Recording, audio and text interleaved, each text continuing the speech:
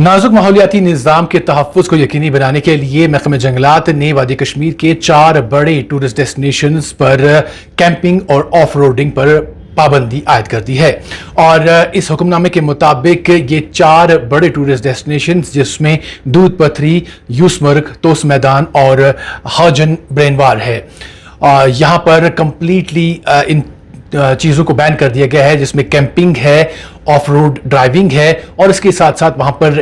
Tents लगाना उस पर भी पाबंदी है और वहाँ पर जाकर आग जलाना उस पर भी पाबंदी है और इस तरह की जो दीगर एक्टिविटीज़ हैं उन पर कम्प्लीटली पाबंदी आयद कर दी गई है। और हुक्मनामे के मुताबिक ऐसा इसलिए किया गया है ताकि इन टूरिस्ट डेस्टिनेशंस को जो नाजुक माहौलियाती निज़ाम वहाँ पर है उसको तहफ़्फ़ुज़ पहुँचाने के लिए ये इक़दाम उठाए गए हैं। और न सिर्फ वहाँ पर इन चीज़ों को बैन किया गया है बल्कि इसके साथ साथ और भी इनिशिएटिव्स उठाए गए हैं। इस हुक्मनामे के मुताबिक इन मुकामात की तरफ जाने वाले तमाम रोड्स पर चेक पॉइंट्स लगाए जाएंगे और वहाँ पर एंटी पॉलीथीन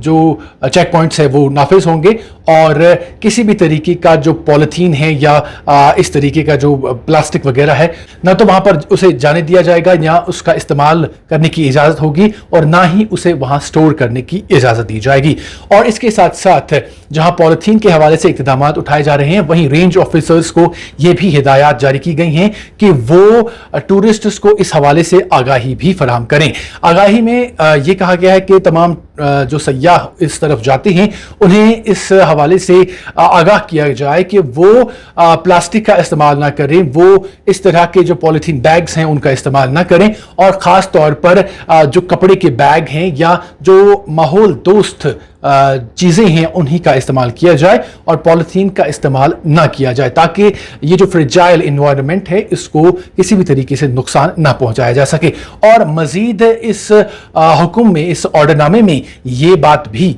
कही गई है कि जो महकमे जंगलात है उसके ऑफिसर्स हों,